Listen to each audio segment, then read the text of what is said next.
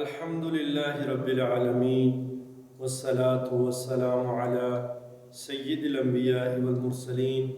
الصلاة والسلام عليك يا سيدي يا رسول الله وعلى آلك وأصحابك يا سيدي يا حبیب اللہ. سلسلہ اصلاح کی بات، موضوع تقوی ہو تو ایسا ہو.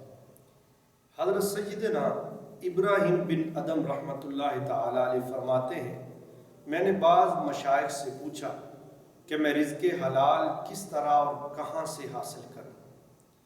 میرے اس سوال پر تمام مشائخ نے ایک ہی جواب دیا کہ اگر تو رزق حلال کا طالب ہے تو ملک شام میں چلا جا، وہاں تجھے رزق حلال کے بہت سارے وسائل نظر آ جائیں گے. آپ رحمۃ اللہ تعالیٰ علیہ ملک شام میں اس کے شہر مسیسہ میں پہنچ گئے. وہاں کافی دن گزر گئے لیکن آپ کو کوئی کام نہ ملا. لوگوں سے پوچھتے رہے کہ میرے لیے کون سا کام صحیح ہے جس کو اپنا کر میں رزق حلال کما سکوں. وہ اسی اسنا میں گھومتے پھرتے رہے. ایک دن اپنا مسئلہ وہاں کے کسی شیخ کی خدمت میں پیش کیا تو اس نے کہا کہ اگر تم رزق حلال کی طلب رکھتے ہو، رزق حلال کمانا چاہتے ہو تو شام کے شہر ترسوس نامی شہر میں چلے جاؤ.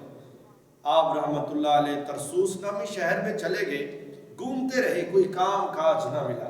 تو آپ ایک دن دریا کے کنارے پر جا رہے تھے کہ اچانک ایک شخص آپ کو ملتا ہے. اس نے کہا کہ مجھے اپنی باغبانی کے لیے، اپنے باغ کی دیکھ بھالی کے لیے، اس کو پانی دینے کے لیے ایک شخص کی ضرورت ہے، کیا تم میرے پاس کام کرنا چاہو گے؟ حضرت سیدنا ابراہیم بن ادم رحمۃ اللہ تعالی علیہ راضی ہو گئے اور اس کا باغ انگوروں کا باغ تھا. آپ رحمۃ اللہ تعالی علیہ اس کے باغ میں کام کرنے لگے. کام کرتے ہوئے کافی دن گزر گئے تو اس باغ کا مالک باغ میں تشریف لایا اور کہا، اپنے باغبان کو بلایا، اے میرے باغ میں کام کرنے والے، اے مالی، اے دیکھ بھال کرنے والے، میرے لیے میٹھے اور بہترین انگور لے کے آؤ. کیونکہ اس بندے کے ساتھ، اس مالک کے ساتھ اس کے دوست بھی تھے. تو جب حضرت سیدنا ابراہیم بن ادم رحمۃ اللہ تعالی علیہ نے انگوروں کے خوشے توڑے اور سامنے لا کر رکھے تو اس مالک نے انگور کے خوشے کھائے، دانے کھائے اور آپ رحمت اللہ علیہ کو ڈانٹا. کیا آپ کو معلوم نہیں ہے کہ اتنے دن ہو گئے آپ کو باغ کے اندر کام کرتے ہوئے، دیکھ بھال کرتے ہوئے، آپ کو یہی نہیں پتا کہ میرے باغ کے اندر بہترین اور میٹھے انگور کون سے ہیں؟ تم میرے لیے کھٹے انگور اٹھا لائے ہو. تو حضرت سیدنا ابراہیم بن ادم رحمت اللہ تعالی علیہ کا کیا خوبصورت جملہ تھا کہ خدا کی قسم آپ نے مجھے باغ کی دیکھ بھال کے لیے رکھا ہے، نہ کہ انگور کھانے کے لیے. مجھے جتنے دن ہو گئے ہیں رب کعبہ کی قسم اٹھا کے کہتا ہوں کہ میں نے تمہارے باغ میں سے ایک دانہ بھی نہیں کھایا. اللہ اکبر، قربان جائیے حضرت سیدنا ابراہیم بن ادم رحمت اللہ تعالی علیہ پہ کہ اتنے دن ہو گئے اس مالک کے باغ میں کام کرتے ہوئے، اگر آپ وہاں سے کچھ انگور کھا بھی لیتے تو مالک آپ کو کچھ نہ کہتا. لیکن آپ کا انصاف، آپ کا محبت، آپ کا تقوی، اللہ سے ڈر اس قدر بلند تھا کہ آپ نے ایک دانہ تک بھی نہ کھایا. تو اس مالک نے کہا کہ کتنی حیرت اور عجیب بات ہے کہ اس زمانے کے اندر بھی کوئی ایسا شخص ہے کہ جو کہہ رہا ہے کہ میں نے تمہارے باغ میں سے ایک دانہ تک بھی نہیں کھایا. تو مالک اپنے دوستوں کی طرف متوجہ ہوتا ہے اور کہتا ہے کہ تمہارا کیا خیال ہے؟ تو دوستوں میں سے ایک دوست کہتا ہے کہ یہ شخص مجھے حضرت سیدنا ابراہیم بن ادم جیسا لگتا ہے، کیونکہ ایسا تقویٰ تو حضرت سیدنا ابراہیم ادم کا ہے. تو مالک نے کہا ہو سکتا ہے، کیونکہ یہ تو سیدنا ابراہیم بن ادم نہیں، کیونکہ ان لوگوں کو یہ علم نہیں تھا کہ یہ واقعی سیدنا ابراہیم بن ادم رحمت اللہ تعالی علیہ ہے کہ اس قدر تقویٰ ان کا، اس قدر ایمانداری کہ ایک دانہ تک بھی نہیں کھایا. تو کچھ روز وہ اپنے مالک دوستوں کے ساتھ چلا جاتا ہے. پھر کچھ دنوں کے بعد ایک جمع غفیر کے ساتھ، بہت سارے لوگوں کے ساتھ باغ کی طرف آتا ہے. جب باغ کی طرف آتا ہے تو سیدنا ابراہیم بن ادم رحمت اللہ تعالیٰ علیہ اس کو آتے کو دیکھ لیتے ہیں اور وہاں سے چھپ جاتے ہیں، بھاگ جاتے ہیں. کس لیے؟ کہ یہ جو 7 لوگ لے کے آیا ہے، اس لیے لے کے آیا ہے کہ ان سے سوال کرے کہ کیا تم اس شخص کو جانتے ہو سکتا ہے ان میں سے کوئی ایک بندہ مجھے جانتا ہو اور کہہ دے کہ یہی سیدنا ابراہیم بن ادم ہے. ایسے اللہ کے برگزیدہ بندے کہ اپنے آپ کو چھپا لیتے اللہ کے ڈر سے، کسی کا ایک نوالا بھی حرام کا نہیں کھاتے، جب بھی ان کی حلق سے نیچے کوئی لقمہ جاتا تو حلال کا جاتا۔ یہاں پر ایک بڑا مشہور زمانہ واقعہ آتا ہے کہ دو بھائی تھے، وہ دونوں بھائی کی بڑی محبت تھی۔ ان میں سے ایک بھائی نے کہا کہ میں اللہ تعالیٰ کی راستے میں نکلنا چاہتا ہوں، اللہ کی عبادت کرنا چاہتا ہوں، ترک دنیا کرنا چاہتا ہوں۔ دوسرے بھائی نے کہا بھائی تم اللہ کی قربت حاصل کرنا چاہتے ہو، اللہ کی محبت حاصل کرنا چاہتے ہو تو تم دنیا کے اندر رہ کر بھی حاصل کر سکتے ہو، تم کیوں گھر بار کو چھوڑنا چاہتے ہو؟ لیکن وہ بضد رہا، میں نے جانا ہی جانا ہے۔ تو وہ اپنے بھائی کو چھوڑ کر، ابھی دونوں کی شادی نہیں ہوئی تھی، وہ ایک بھائی چھوڑ کر جنگل بیابان میں چلا جاتا ہے اور وہاں پہ اللہ کی عبادت میں مشغول ہو جاتا ہے، اور دوسرا بھائی اپنے کام کاج میں مشغول ہو جاتا ہے۔ کافی عرصہ گزرنے کے بعد جو بندہ جنگل میں گیا تھا اس کو جب ایک مقام ملا، ایک مرتبہ ملا، اللہ کی قربت ملی، تو وہ واپس آیا اپنے بھائی کو بتانے کے لیے کہ جس چیز کے لیے میں نے ترک دنیا کی تھی اللہ نے مجھے وہ مقام دے دیا۔ جب وہ گھر آتا ہے، گھر کا دروازہ کھٹکھٹاتا ہے، جب دروازہ کھٹکھٹاتا ہے تو اندر سے ایک آواز آتی ہے، عورت کی کون ہو؟ تو وہ سارا قصہ واقعہ بیان کرتا ہے کہ میں تمہارے شوہر کا بھائی ہوں، ایسے ایسے میں ترک دنیا کر کے میں یہاں سے چلا گیا تھا، میں تمہارے شوہر کے ساتھ یعنی اپنے بھائی کے ساتھ ملاقات کرنے کے لیے آیا ہوں، میری ملاقات کروا دو۔ تو اس عورت نے کہا کہ تمہارا بھائی کھیتوں کے اندر کام کرنے کے لیے گیا ہوا ہے اور وہ شام کو واپس آئے گا۔ لیکن وہ اللہ والے نے، دوسرے بھائی نے کہا کہ میرے پاس اتنا وقت نہیں ہے، میرے پاس وقت قلیل ہے، تم اس کو جلدی بلاؤ تاکہ میں اس سے جو گفتگو کرنی ہے، اس سے ملاقات کرنی ہے وہ کر لوں۔ تو اس نے کہا کہ میں اگر جاؤں گی تو یہاں سے 1.5-2 کلومیٹر دور پل ہے نہر کا، اس پر سے گزر کے جاؤں گی، تب اپنے کھیتوں میں پہنچوں گی اور اپنے شوہر کو بلاؤں گی۔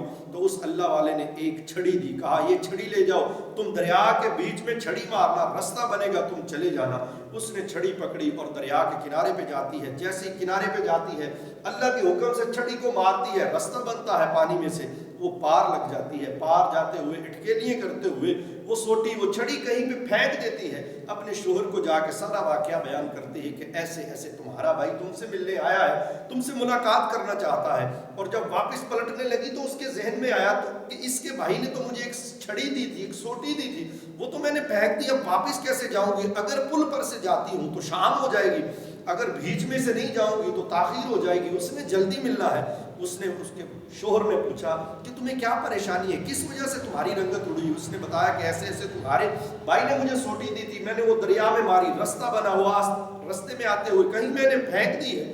تو اس کے شوہر نے وہاں گندم کا ایک سٹا، ایک چھڑی، وہ جو گندم کا دانے کی بنی ہوتی ہے، وہ اس کو توڑ کر دی، یہ لو تم پانی میں مارنا۔ وہ حیران رہ گئی کہ وہ شخص پوری زندگی باتیں کرتا رہا، اس نے چھڑی دی، پانی میں سے راستہ بن گیا، اور یہ میرا شوہر ادھر کھیتی باڑی کرتا ہے اور مجھے ایک سٹا دے رہا ہے کہ اس سے راستہ بن جائے گا۔ وہ عورت واپس آتی ہے، دریا میں آ کے سٹا مارتی ہے، اللہ کے حکم سے راستہ بنتا ہے، وہ عورت واپس آ جاتی ہے، آ کر اس کے بھائی کو جو اللہ کی قربت حاصل کر چکا تھا اس کو بتاتی ہے کہ میں جب گئی تو میں نے چھڑی جو سوٹی تم نے دی تھی وہ میں کہیں بھول گئی، کہیں میں نے پھینک دی، اور جب واپس آئی تو تمہارے بھائی نے ایک گندم کا ایک سٹا مجھے دیا، میں نے پانی میں مارا تو راستہ بن گیا۔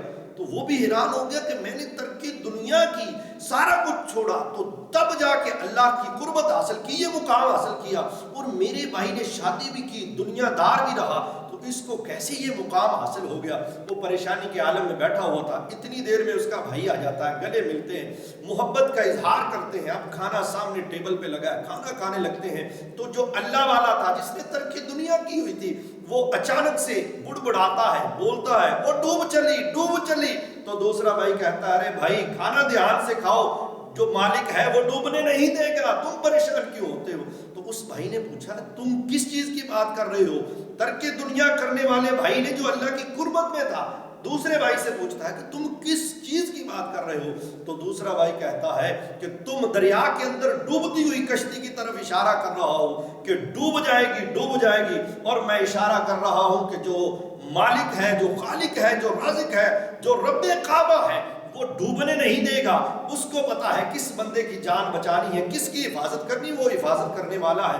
تو بھائی نے کہا یار میں نے پوری دنیا کو چھوڑ دیا تب جا کے یہ مقام ملا، تم دنیا دار بھی ہو، شادی بھی کی، سارا کچھ کیا، تمہیں کیا مقام، کیسے مقام ملا؟ قربان جائیے اس کے ایک جملے پہ۔ یہ جملہ ہم اپنے اوپر لاگو کر کے دیکھیں، کیا ہم بھی ایسا کام کر رہے ہیں؟ اسی لیے ہمیں وہ مقام، وہ بلندی، وہ تقوی نہیں حاصل ہوتا۔ تو اس نے کہا کہ میں نے آج تک اپنی حلق کے نیچے سے حرام کا نوالا گزرنے نہیں دیا، جب بھی کھایا حلال کا نوالا کھایا۔ حلال کے نوالے سے جو تمہیں ترک دنیا کر کے سارا کچھ چھوڑ چھاڑ کے اللہ نے مقام دیا، مجھے رزق حلال کی وجہ سے مقام دیا۔ اللہ اکبر! دیکھیے رب کعبہ کی قسم، جو لوگ رزق حلال کماتے ہیں، رزق حلال کے لیے تگ و دو کرتے ہیں، اگرچہ تھوڑا ہوتا ہے تو ان کی حلق سے نیچے گزر جائے تو ان کا مقام ہی اولیاء اللہ جیسا ہو جاتا ہے۔ کیونکہ اے طائر لاہوتی، اس رزق سے موت اچھی، اے طائر لاہوتی، اس رزق سے موت اچھی جس رزق سے پرواز میں آتی ہو کوتاہی۔ حضور والا، ہمیں اپنا محاسبہ کرنا چاہیے، ہمیں دیکھنا چاہیے کہ ہم لوگوں کا مال تو نہیں کھا رہے، کہیں ہم حرام کام تو نہیں کر رہے، کیا ہم رزق حلال کے لیے سب کچھ کر رہے ہیں یا نہیں۔ وہاں پہ دیکھیے سیدنا ابراہیم بن ادم رحمۃ اللہ تعالیٰ علیہ باغ کی باغبانی کرتے رہے لیکن ایک دانہ تک نہ کھایا، اور یہاں پہ دیکھیے ایک صاحب رزق حلال کھانے کی وجہ سے اس قدر بلند مقام لے لیتے ہیں، جیسا کہ ایک دوسرا شخص ترک دنیا کر کے سارا کچھ چھوڑ چھاڑ کر اللہ کی عبادت 24 گھنٹے کر کے، کیونکہ فرشتوں سے بہتر ہے انسان بننا، فرشتوں سے بہتر ہے انسان بننا، مگر اس میں لگتی ہے محنت زیادہ۔